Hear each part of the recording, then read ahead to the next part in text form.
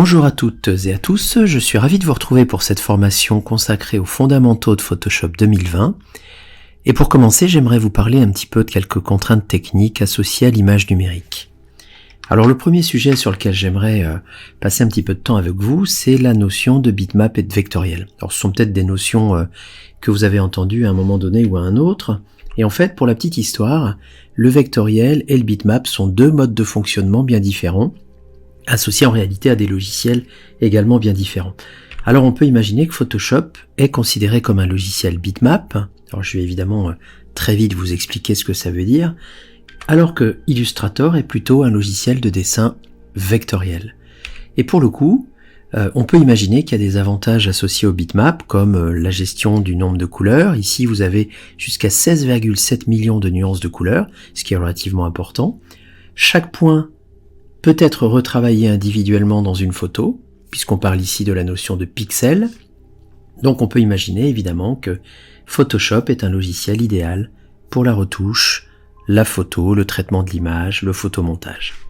Alors, le deuxième élément qui s'appelle le vectoriel, qui est associé à Illustrator, il est aussi associé à des avantages naturellement, comme le fait d'être particulièrement léger.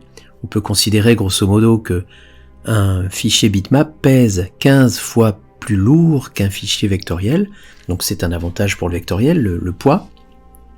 La taille est modifiable sans perte de qualité. Ça veut dire quoi ? Ça veut dire que contrairement à Photoshop, si j'agrandis une image, ou si je la réduis évidemment, eh bien je n'aurai aucune contrainte de qualité, je pourrai toujours conserver la qualité d'origine, quelle que soit la taille finale d'utilisation de mon document, ce qui n'est pas vrai dans Photoshop, et c'est pour ça que c'est important d'en parler. Donc on peut imaginer effectivement que le vectoriel est idéal pour les schémas, les logos, le dessin technique. Voilà quelques exemples de fichiers bitmap. Alors ici vous avez évidemment de la retouche, du montage, du traitement photo de paysage, la création d'une affiche, pourquoi pas. Donc là on est typiquement dans le bitmap, autrement dit Photoshop. Et voilà quelques exemples vectoriels pour alimenter un petit peu mon sujet, à savoir du dessin technique, de mode, ici par exemple, du dessin à plat, la création de logos, notamment ceux que vous connaissez déjà, du dessin, de l'illustration, de l'affiche, etc. Donc voilà en résumé ce qu'il faut déjà dans un premier temps savoir sur la différence qu'il peut y avoir entre le vectoriel et le bitmap. Alors la deuxième notion technique qu'il est important de connaître, c'est la notion de résolution et de définition. Alors très souvent, les gens ont tendance à un petit peu confondre les deux termes. On confond résolution, on dit que c'est l'équivalent de la définition et inversement. Alors je vais essayer de vous éclairer un petit peu sur cette question. En gros, ce qu'il faut comprendre, c'est que la résolution d'une image, c'est le nombre de points par surface. Cette surface, elle s'exprime en pouces carrés. Le pouce carré, vous en avez un exemple ici, c'est une surface qui fait 2,54 cm sur 2,54 cm. Et donc on parle également de dpi, dpi voulant dire tout simplement dots per inch, autrement dit points par pouce. Plus il y a de points, plus la résolution est forte. Donc vous constatez ici que dans le petit dessin de gauche, vous avez beaucoup de points dans ce pouce carré, donc on peut imaginer qu'une résolution est forte dans cet objet-là, alors que dans le carré de droite, les points sont plus espacés, donc on peut imaginer ici que la résolution est plus faible. Et le petit souci, c'est que plus il y a de points, parce que le point ça consomme évidemment, plus le poids de l'image sera élevé. Donc la problématique que vous allez rencontrer à un moment donné dans vos montages Photoshop, c'est évidemment de faire le bon choix au bon moment, autrement dit, choisir une image dont la résolution est adaptée à votre finalité du moment, mais attention, en faisant toujours attention à ce que le poids de votre image ne soit pas trop élevé non plus par rapport à cette destination. Imaginez tout simplement que vous fassiez du web et que votre image soit trop résolue, évidemment la problématique c'est que votre fichier sera lourd, vos images seront longues à charger, etc., etc. Donc ça c'est une notion importante, plus il y a de points, plus la résolution est importante, mais plus il y a de points, plus le poids est élevé. Moins il y a de points, plus le poids est faible.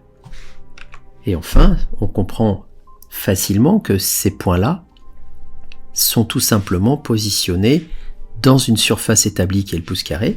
Et qu'est-ce qui va se passer quand on décide d'agrandir une image? On va tout simplement écarter les points les uns des autres, comme on le voit ici. Donc plus les points sont resserrés, plus la densité naturellement est forte, plus la résolution est forte, et plus on écarte les points en agrandissant l'image, et bien plus la résolution s'affaiblit. Donc il y a une règle générale qu'il faut essayer de retenir dès le départ, c'est quand je vais agrandir une image bitmap dans Photoshop, je vais écarter les points les uns des autres et donc je vais altérer la résolution de départ. Donc en résumé, qu'est-ce qu'on pourrait dire? C'est que les résolutions de 72 pixels, comme on vous l'indique ici, sont plutôt associées au web, c'est-à-dire qu'on a besoin d'une résolution assez faible pour afficher un site web, un blog ou ce type d'éléments. On peut même parler d'une projection sur PowerPoint dans une salle de réunion. On est sur des notions de l'ordre de 72 pixels à peu près. Dès qu'on parle de mobile, de périphérique mobile, de téléphone, de tablette, on est plutôt sur du 150. Ceci dit, cette résolution-là, pourrait aussi servir à l'impression au bureau. Et enfin, dès qu'on va parler de print, c'est-à-dire de l'impression chez l'imprimeur, on est plutôt sur une résolution de l'ordre de 300 pixels. Alors, le deuxième aspect qui est très important, c'est la définition. Donc ne confondons pas définition et résolution. Alors la définition, pour être clair et précis, c'est le nombre de points en largeur et en hauteur. Donc par exemple ici, vous avez une définition de 1024 points par 768 points. L'unité utilisée, c'est le pixel, puisqu'on parle de 1024 pixels par 768 pixels. Et donc là, vous avez quelques exemples associés à des images, 1000 par 1000, 540 par 360, 320 par 320. Et donc à un moment donné, évidemment, on s'aperçoit très vite que plus il y a de points, plus il y a de pixels, puisque un point, un pixel, c'est grosso modo la même chose, et bien plus l'image est grande, mais aussi plus lourde, car le point consomme toujours. Donc plus il y a de points, plus je consomme, mais plus mon image est grande. C'est pour ça qu'ici, vous constatez que cette image de 320 par 320 pixels est beaucoup plus petite que celle-ci qui en fait 1000, mais elle est aussi beaucoup moins lourde, puisqu'ici vous avez une image qui fait aux alentours de 25K, alors qu'ici vous avez une image qui fait aux alentours de 800K. Donc plus il y a de points, plus je suis en mesure de consommer de la mémoire, mais j'ai aussi une image plus grande. Donc si on arrive à comprendre ça, c'est assez simple, parce que du coup, si l'image est assez grande, je serais moins tenté de l'agrandir dans Photoshop, dans PowerPoint ou dans tout ce type de logiciel, puisque évidemment l'image est suffisamment grande pour que l'utilisation soit correcte. Par contre, si l'image est toute petite, de style 320 par 320, je vais être tenté de l'agrandir dans PowerPoint, je vais être tenté de l'agrandir dans Photoshop ou dans InDesign, et évidemment, quand je vais agrandir mon image, je vais revenir aux notions qu'on a évoquées tout à l'heure, c'est-à-dire que les points vont s'écarter les uns des autres, et qu'est-ce qui va se passer? C'est que la résolution va baisser. Donc ça, c'est important de le comprendre. J'ai besoin en réalité d'une image dont la définition est importante pour que mon image soit suffisamment grande pour m'éviter de l'agrandir exagérément. Alors voilà un exemple de ce site que l'on découvrira tranquillement un petit peu plus tard, je vous en donnerai d'autres d'ailleurs, mais je vous parle ici notamment de Pixabay, qui est un site qui vous permet de récupérer des images haute qualité libres de droit. Et là, quand vous chargez une image, ici j'avais tapé arbre dans ma requête, eh bien je me retrouve avec la possibilité de charger ici des images de définitions différentes. Donc vous constatez, et ça se confirme, que plus la définition est faible, plus le poids est faible, et au fur et à mesure que la définition monte, le poids augmente également. Donc vous voyez, je suis quand même passé d'une image 640 par 426 qui fait 170K grosso modo, à une image qui fait 11 mégas, donc ça n'a absolument rien à voir, lorsqu'elle fait 5279 points de large. Donc c'est effectivement très important de comprendre que la définition influe sur la taille, mais aussi sur le poids, puisque plus il y a de points, plus je consomme. Donc en résumé, ce qu'il faut arriver à retenir de tout ça, finalement, c'est que la résolution et la définition conditionnent la qualité d'une image, c'est évident. Donc ça c'est très important de s'en rappeler, c'est le point clé à mon avis. Dans Photoshop, qui est un logiciel bitmap, Je prends un risque si j'agrandis trop une image car j'écarte les points les uns des autres et donc je pixelise, je baisse ma résolution. Le facteur d'agrandissement toléré est d'environ 30%. Ça veut dire quoi? Ça veut dire que si vous décidez d'agrandir une image qui fait 5 cm de côté et de la passer à 15, vous l'agrandissez 3 fois. J'espère que vous me suivez toujours. 5 x 3, 15. Et qu'à ce moment-là, je ne respecte pas le facteur d'agrandissement qui serait beaucoup trop important. Donc oui, vous avez le droit d'agrandir un petit peu une image bitmap, mais le taux d'agrandissement, le facteur d'agrandissement toléré est d'environ 30%, pas plus. Dans Illustrator, aucun problème, mais c'est une autre formation évidemment, mais simplement pour le petit clin d'œil, vous rappelez que Illustrator est vectoriel et que un des avantages indéniables du vectoriel, c'est que vous pouvez agrandir à volonté un dessin, un logo, sans aucune perte de qualité. Donc en résumé, choisissez des images adaptées à votre finalité, l'impression, le web, et que, évidemment, en fonction de cette finalité-là, vous choisirez des images avec une résolution adaptée et une définition adaptée. Alors dans cette séquence, je voudrais simplement aborder avec vous une notion, c'est la notion du mode colorimétrique. On va rester très simple, mais il est quand même important de comprendre une nuance entre le RVB et le CMJN. Alors ici, vous avez deux images qui sont tout à fait identiques. Je vous ai tout simplement ouvert deux fois la même. Il y en a une que j'ai appelée couleur et l'autre que j'ai appelée couleur 2. Mais c'est le même fichier à la base. Et vous constaterez, dès que vous affichez une photo dans Photoshop, c'est que vous avez le nom de la photo qui apparaît en début, ici devant le @ l'arrobase, avec éventuellement l'extension de votre fichier. Ici il s'agit d'un fichier JPEG, on va très vite parler de la notion de format de fichier, et donc j'ai une image qui s'appelle couleur.jpg qui est affichée à 25%. Là j'ai la même, si ce n'est qu'elle s'appelle couleur 2 au lieu de couleur tout court. Mais dans tous les cas, entre parenthèses ici, je vois apparaître RVB/8 et idem ici. Alors ça veut dire quoi? Ça veut dire que mon image est affichée dans un mode colorimétrique qui est très courant dans Photoshop, qui s'appelle le RVB. RVB comme rouge, vert, bleu. Alors si vous avez une version américaine, vous aurez un RGB comme red, green, blue, avec mon super accent. Et pour le coup, c'est le mode d'affichage par défaut des couleurs dans Photoshop. Alors sans rentrer dans les détails, puisque il est important de rester simple ici, le mode RVB est un mode parfaitement adapté à l'affichage d'une image. Mais la question qu'il faut vous poser à un moment donné, c'est peut-être que cette photo-là sera imprimée, et peut-être qu'à ce moment-là, vous auriez besoin de connaître un petit peu la manière dont les couleurs s'afficheront et de la manière dont elles s'imprimeront. Parce qu'évidemment, il y a une notion importante entre les deux. Donc en résumé, j'affiche en RVB, mais qu'est-ce qui se passe si j'imprime une image RVB? Eh bien, essayez de vous rappeler qu'une imprimante, elle imprime en cyan, magenta, jaune et noir. Si d'ailleurs vous avez essayé de changer les cartouches d'encre à la maison, vous avez noté que quand vous achetez une cartouche, vous achetez du cyan, du magenta, du jaune ou du noir. Et donc, simplement pour comprendre cette notion-là, quand je vais aller dans le menu affichage, sur la photo numéro 2, comme ça vous prenez pas de risque, vous pouvez ici demander ce qu'on appelle format d'épreuve. Et dans format d'épreuve, vous allez voir c'est très simple, vous pouvez choisir quel type d'espace colorimétrique vous pourriez afficher ou en tout cas obtenir. Et donc là je vais demander ici un espace de travail CMJN juste parce que j'aimerais voir ce que pourrait donner à l'impression, pour simuler un petit peu ce que pourrait donner l'impression, mon image lorsque je vais la passer en CMJN. Et donc en allant dans affichage ici et en demandant ici couleur d'épreuve, eh bien regardez, ma photo devient plus terne.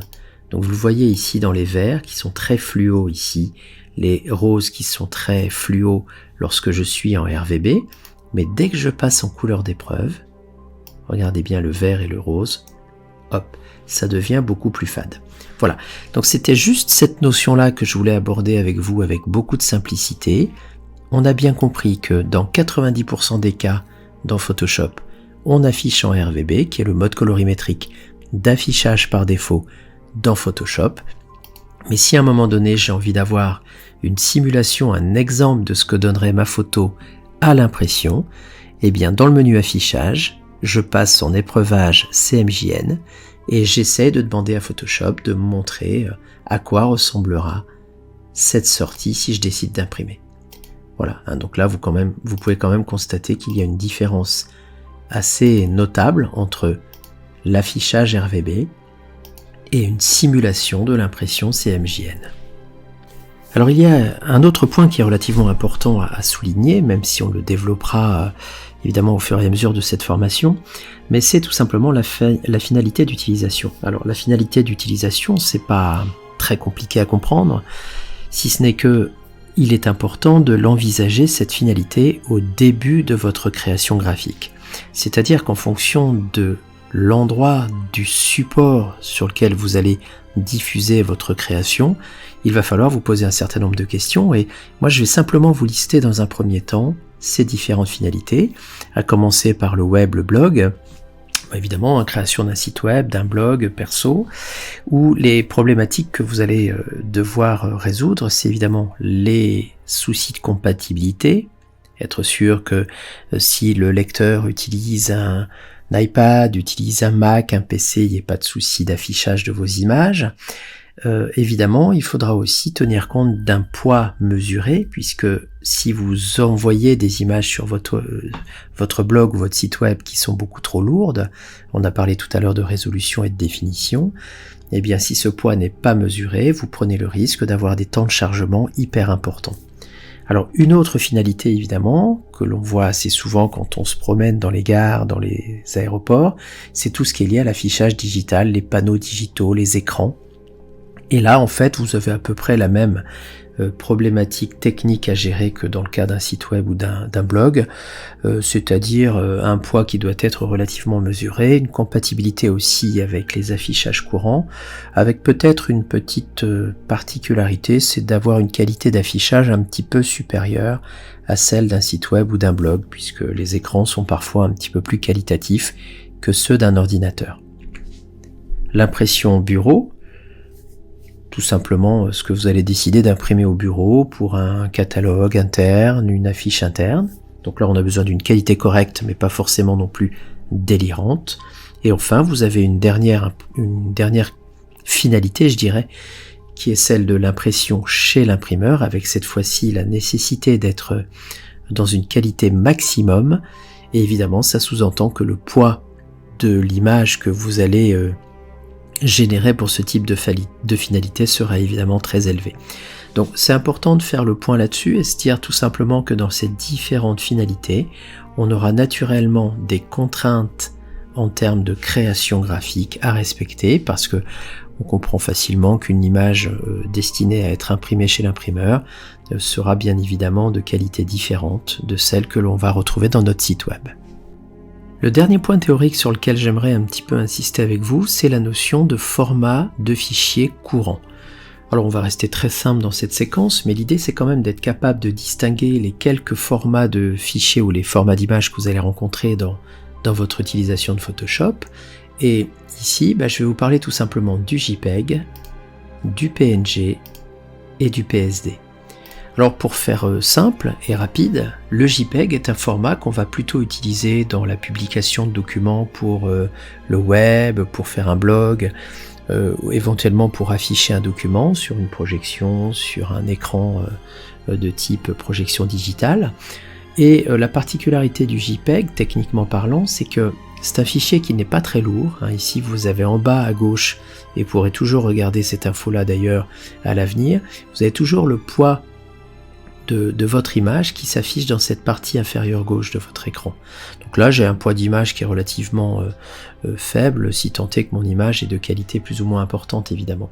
Et donc en JPEG, la première particularité c'est le poids qui est relativement contenu. Donc on comprend pourquoi le JPEG pourrait être adapté à une diffusion de type digital ou web. L'autre aspect technique important à retenir dans le JPEG, c'est que je ne peux pas avoir de contour transparent autour de cet objet.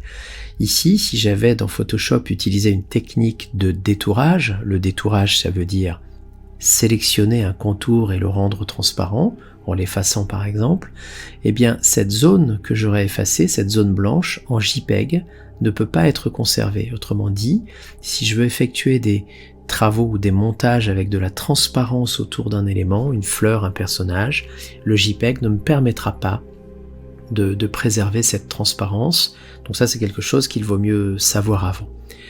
Alors justement, c'est pour ça que j'ai envie de vous parler du PNG dans la foulée, parce que le PNG, finalement, c'est quoi ?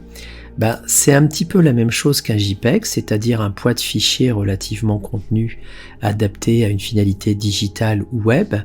Mais ici, vous constatez une grosse différence entre le premier fichier JPEG, qui contient un fond blanc opaque, et le deuxième fichier PNG qui contient un fond transparent.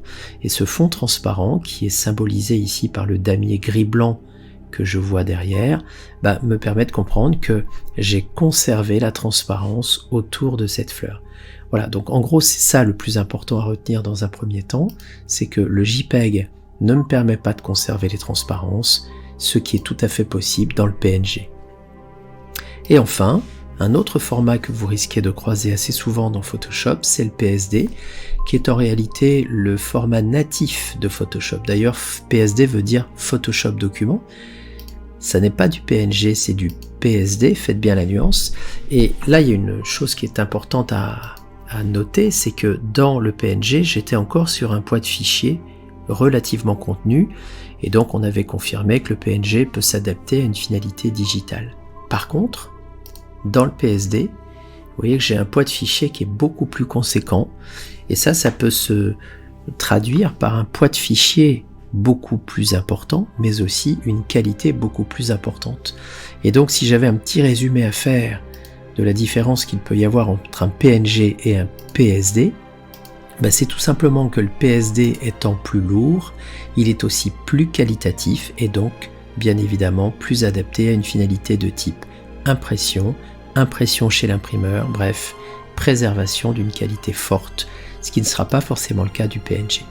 Donc je résume très simplement, ici le JPEG, un format couramment vu sur le web, qui ne préserve pas les transparences mais qui permet un poids de fichier contenu. La même chose en PNG, un poids de fichier contenu pour une finalité plutôt web et digitale, avec la particularité de pouvoir conserver la transparence. Et enfin, le PSD, qui est un format natif Photoshop, plus lourd, plus qualitatif, mais qui permettent quand même de conserver les transparences, et donc que je réserverai à une utilisation plutôt plutôt qualitative, plutôt print, et donc avec une conservation d'un poids de fichier très important. Alors dans toutes les séquences que nous allons aborder dans cette formation, j'ai évidemment fait appel à un certain nombre d'images. Des images qui nous permettront de travailler la retouche, le traitement, la sélection. Et pour cela, je me suis servi d'un certain nombre de sites web qui proposent des images de qualité, libres de droit. Alors en général, ce sont des images HD, donc haute définition. Vous savez maintenant ce que c'est qu'une définition. Et je vais vous en proposer quelques-uns pour que vous puissiez vous servir dans une banque de données énorme. Et je vais commencer par Unsplash, qui est celui que j'utilise assez souvent. La seule petite problématique, c'est qu'il est en anglais. Donc ça sous-entend que les mots-clés que vous allez rentrer ici sont en anglais. Mais ceci dit, c'est pas bien grave, puisque si vous demandez des arbres, par exemple, alors je vais surtout pas vous prononcer le mot arbre en anglais, vous pourriez vous moquer de moi, et donc je vais taper ici arbre en anglais, et obtenir ici pas moins de 29 900 photos d'arbres que vous pouvez télécharger à volonté. Alors, vous pourriez vous poser la question de savoir comment on peut avoir autant d'images gratuites. Eh bien tout simplement parce que ce sont des gens qui sont passionnés de photos. Vous voyez que sur chaque image en général vous avez la signature du photographe. Et donc ce sont des contributeurs passionnés de photos qui mettent à disposition des photos. Et plus vous allez regarder leurs photos, eh bien plus ils seront gratifiés, puisque quelque part c'est que leurs photos méritent d'être regardées. Voilà, c'est un petit peu comme ça que ça fonctionne. Alors bien évidemment, moi je vous conseille quand même, quand vous utilisez ces documents-là à but non commercial, c'est quand même de les citer.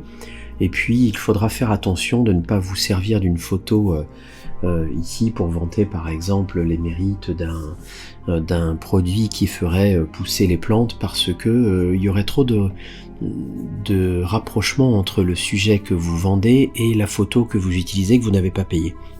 Voilà, mais au-delà de ça, si cette photo sert de fond parce que vous parlez d'un sujet où vous effectuez un montage dans lequel il y a de la nature, aucun problème, c'est totalement libre de droit. Voilà, donc en résumé, je dirais que ce site-là est intéressant. Alors, au niveau des mots-clés, c'est vrai que c'est en anglais, donc c'est pas facile, mais juste pour vous montrer que ça fonctionne pas mal. Si je demande par exemple visage de femme aux cheveux blonds, c'est pas forcément que je n'aime pas les brunes, rassurez-vous, c'est juste que je voudrais dire qu'il est capable d'aller jusqu'aux critères de ce niveau-là, c'est-à-dire des femmes, des visages de femmes blondes avec des yeux bleus. Alors, le seul problème, c'est de bien le taper en anglais. Eh bien, avec un peu de chance, vous voyez que ça fonctionne quand même plutôt pas mal. Donc, tout ça pour dire que, même si c'est un site généraliste d'images et que c'est en anglais, vous pouvez effectivement utiliser des mots-clés qui sont relativement complets, relativement précis et qui donnent un résultat relativement correct. Donc ça, c'est vraiment intéressant. Alors une fois que vous avez trouvé la photo qui vous plaît, par exemple celle-ci où il y a un peu de couleur, je clique dessus. Ça me permet de visualiser la photo dans sa forme un petit peu plus confortable pour mieux la voir. Et si je vais encore cliquer là-dessus, vous allez voir qu'on est quand même sur une photo de qualité très correcte. Donc c'est vraiment de ça dont je me sers dans ma formation. Comme ça, j'ai de la matière. Et une fois que vous êtes OK pour charger, bien, vous n'avez plus qu'à cliquer ici sur Download Free. Voilà, donc ça c'est tout simplement facile. Et vous voyez qu'ici, j'aurai éventuellement la possibilité de dire merci à l'utilisateur et ma photo se charge. L'autre site que je voulais vous montrer, c'est lui, Pexel. Alors pareil, sauf que c'est en français. Et là, pareil, je peux taper directement cette fois-ci arbre, avec une particularité ici dans Pexel qui est pas inintéressante, c'est qu'il y a des sujets tendance. Alors tendance selon quoi? Eh bien peut-être le nombre de sites qui évoquent cette question. Alors c'est vrai qu'en ce moment, peut-être qu'on est plus ou moins triste, plus ou moins amoureux, plus ou moins rigolo. Bref, en attendant, il se trouve que ces sujets-là sont en rapport avec des tendances et vous pouvez éventuellement rajouter un critère de sélection. Moi, pour le moment, j'ai juste envie de prendre arbre, je valide, et là, vous voyez que j'ai encore plein de photos. Alors, il y a assez peu de chances que les photos que vous avez trouvées sur Unsplash soient les mêmes que sur Pixabay ou sur Pexel, sur lequel je suis en ce moment. Pareil, je clique, et je télécharge gratuitement. Alors pour information, ici on vous remet ici des sous-catégories liées plus ou moins avec le sujet de départ, lumière du jour, fleurs, nature, et donc j'aurai quelque chose de plus ou moins ciblé à un moment donné. Vous voyez, des arbres mais à la montagne, alors des arbres à la mer ça me paraît pas possible, mais il y a quand même des similitudes sur certains sujets naturellement. Autre site enfin, Pixabay, alors c'est toujours le même genre, c'est-à-dire je vais toujours taper ici arbre ou on peut changer un peu, paysage, couleur, vous avez bien compris qu'il est possible de mettre plein de choses. Donc si je mets couleur par exemple, vous allez peut-être retrouver des photos qu'on a vues dans les exercices qui vont suivre. Et puis voilà, donc je peux encore une fois charger ces photos. Bon, celle-ci me paraît intéressante par exemple si on veut parler de la mise en couleur. Et là pareil, télécharger gratuitement avec une particularité ici, c'est que lorsque vous cliquez sur ce bouton, eh bien on vous met différentes définitions d'images en pixels, avec notamment un format ici JPEG, et suivant la taille de la photo que je veux récupérer pour mon travail derrière ou mon montage, eh bien évidemment je vais utiliser une définition plus ou moins forte. Alors il faudra juste vous préciser un truc, c'est que si vous vous inscrivez, gratuitement évidemment, c'est gratuit, ça vous laissera la possibilité de télécharger des photos plus grandes. Souvent quand vous êtes juste invité, connecté en invité, on vous limite au téléchargement d'images de qualité qui se situe à peu près à ce niveau-là. Bon, c'est déjà pas mal, parce qu'on peut déjà bosser avec ce type de sujet-là, mais si vraiment vous voulez monter en puissance au niveau taille et donc qualité d'image, je vous incite, je vais y arriver, pardon, à vous inscrire, et une fois que vous serez inscrit, vous pourrez effectivement aller plus loin. Alors voilà, c'est à peu près ce qu'il fallait qu'on dise sur ces questions de source d'images. Donc très honnêtement, moi je m'inspire de ça pour vous proposer des exercices, ça fonctionne très bien. Et très honnêtement, je n'ai pas encore réussi à faire le tour de tout le potentiel de ces sites tellement les images sont nombreuses. Donc voilà, n'hésitez pas à faire appel à ces outils-là plutôt que d'aller dans Google ou ce type de moteur de recherche qui en général sont un petit peu moins riches.